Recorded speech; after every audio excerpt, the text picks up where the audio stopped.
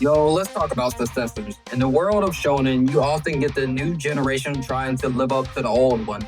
But what happens when a successor is a ghost?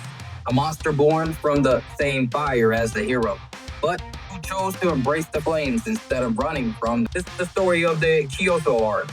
On one side, you have Rurouni Kenshin, the legendary assassin Batosai, the man who cut a bloody path to create the new Meiji era. Now wandering in Japan with a reverse blade sword, trying to atone for a lifetime of killing. On the other side, the man who took his place, Makoto Shishio, secret successor to the Batosai title, a man so ruthless and brilliant that the very government he created feared him, betrayed him, and tried to burn him from the history book. But he didn't die. He survived, filled by pure, unadulterated hatred. And now he's back to claim Japan for himself.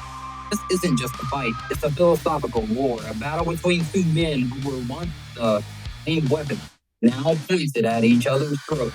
It's a conflict that asks one simple question: what is the future of Japan?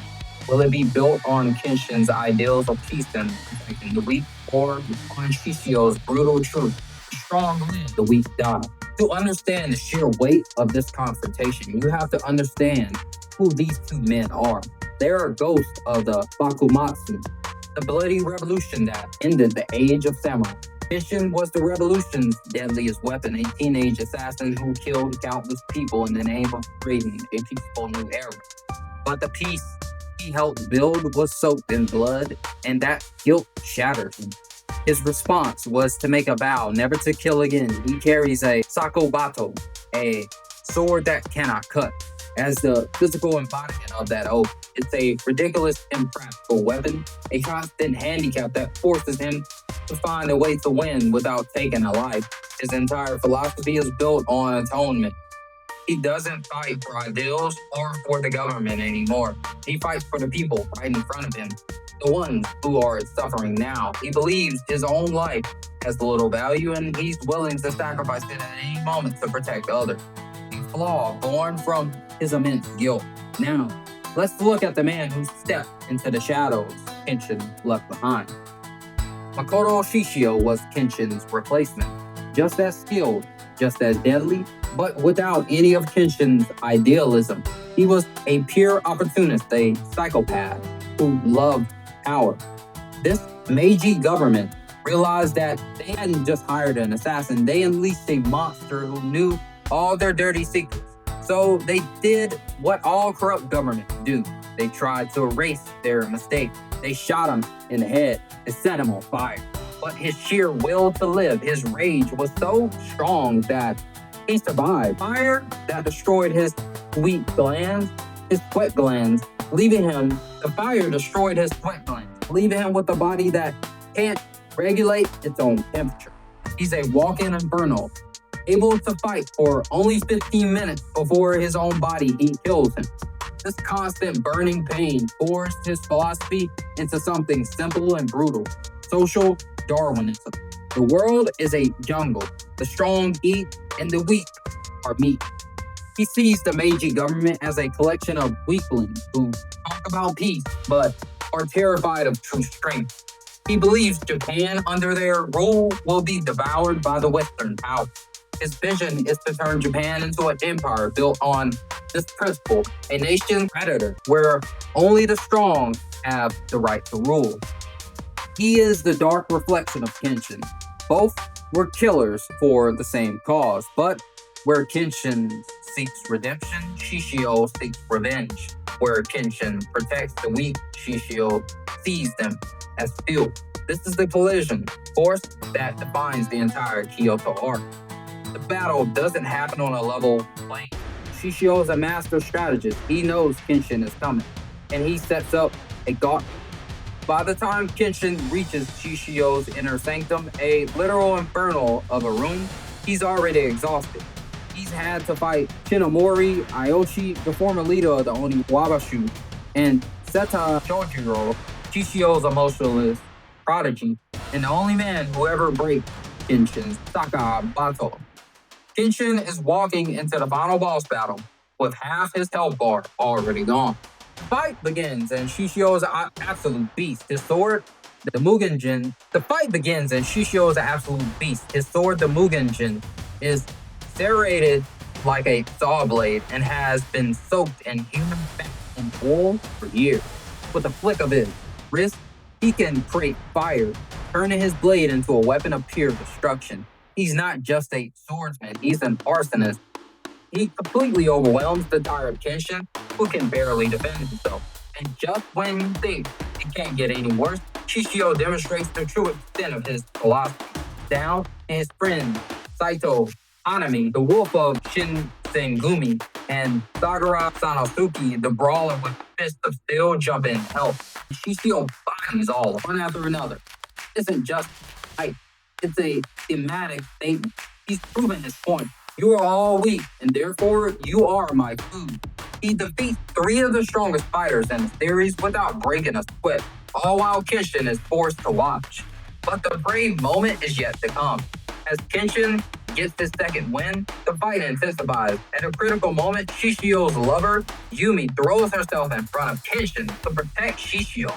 And what does Shishio do? Uses her as a human shield.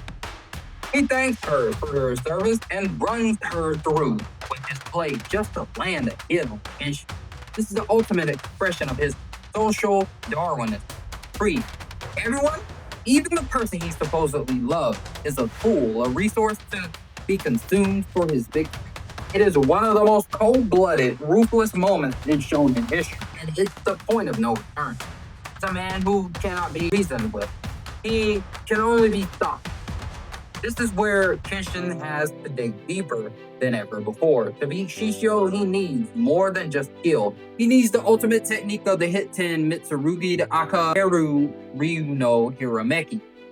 Now, this isn't just your average super move. The secret of this technique isn't power, it is the will to live. Kenshin, a man who has spent decades believing his life is worthless and seeking a place to die for his sins, has to overcome his own self-destructive nature to master it.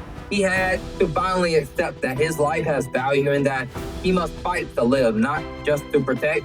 This technique is the physical manifestation of his entire character arc. Kenshin unleashes his ultimate attack, but Shishio, even ever the strategist, has Shojiro analyze the technique in their earlier fight. He knows its weakness. He counters the first Godspeed draw of the blade.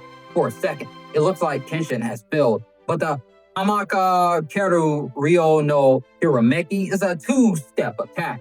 The first strike is so fast, it creates a vacuum. As Shishio moves in for the kill, he's suddenly sucked into the vortex, pulled directly into the path of the second, even more powerful strike of Kenshin's sword. As it spins around, the blow is devastating. It should have ended the fight, but Shishio's will is so monstrous that he refuses to fall. He gets back up, laughing, ready to continue the battle, but his body has other plans. He has pushed past his 15-minute limit. His body's temperature skyrockets.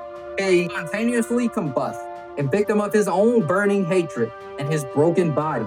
In the end, Kenshin didn't truly defeat him. Shishio's own nature, the very thing that made him so powerful, was what ultimately destroyed him. He was a fire that was always destined to burn out. After the battle, a young Yahiko asked Kenshin if their victory means that their ideals were the right ones, and Kenshin delivers the most important line of the entire arc. He says that if victory in battle is what determines who is right, then Shishio's philosophy would have been the correct one all along. Kenshin's victory wasn't a validation of his own righteousness. It was simply the end of a conflict. It didn't prove his ideals were stronger. He just proved a man whose ideals have plunged Japan into a new age of darkness. He just stopped the man whose ideals would have plunged Japan into a new age of darkness. The fight between Kenshin and Shishio is one of the greatest ideological battles in anime history. It's a brutal, bloody, and brilliant exploration of what is meant to be strong, the weight of the past, and the battle for a nation's future. It's the story that argues that true strength isn't about devouring the weak, but about having the will to live and protect them. What do you guys think? Was Kenshin's victory a true refutation of Shishio's philosophy, or was Shishio just a victim of his own physical limitation? And what other anime fights are secretly a clash of worldviews? Just drop your analysis in the comments below. I read all of them. Don't forget to like, subscribe, and hit that bell so you don't miss the next breakdown. I'll check y'all at the next anime cookout. Peace.